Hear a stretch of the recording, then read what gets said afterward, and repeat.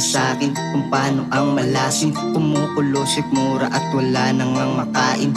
Minsan iniisip na busog dahil baka bukas pa ako makakain. Pinagdamutan ng panahon kaya pinapapili kung kulungan ba o kamatayan, pero di ko pinansin. Minsan aking iniisip, ito ba ay sumpa? Kung ganoon akin nang tatapusin sa panibago kong dalangin at mitiin. Wala na ngang iba pang iisipin, tapos sa kapalaran. Kaya mga guhit sa aking mga palad ay aking tinakasan. Nagtatanong sa Diyos kung saan ba to mapupunta. Naghiwalay na nga aking ama't ina, at sa pag-alis nila mga pangarap ko ay kanilang dala-dala. Ako ay tulala habang nakatingin lang sa malayo. Alam ko naman na ang maging mayaman ay malabo, dahil alam ko naman na ako ay dukha. Mas masakit pa lalo pag pinamukha, dahil sinimulan ko to walang naniniwala.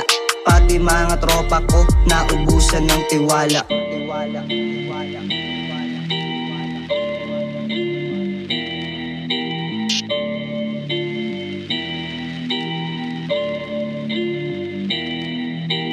Tinuloy ang pangarap kahit sa buhay ay mahirap. Kayo ang aking baon sa bawat pinagdaanan ko na hamon. Kaya naman ako ay nakabangon, sa pagkakadapa agad bumangon. Naging bingi dahil sa payo ng iba, naging bulag sa katotohanan pinagkait sa kanila. Hindi nila alam ang kayamanan ay hindi madadala sa kamatayan. Hibang ka kung inaakala mo na dito sa mundong ito ay madaling mabuhay, dahil ngayon pa nga lang na humihinga ka pa, pinapatay ka na nila.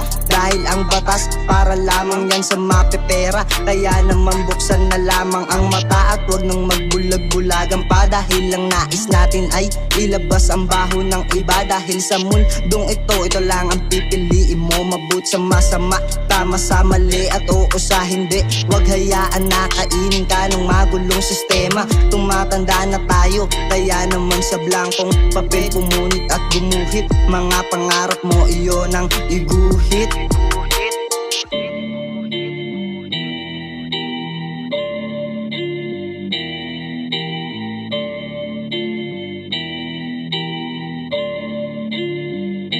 Tawanan ang humusga pag naani na mga pinaghirapan mo. Mga masasakit na salita, pasok dito at ilabas sa kabila, dahil hindi naman nila alam pinagdaanan mo.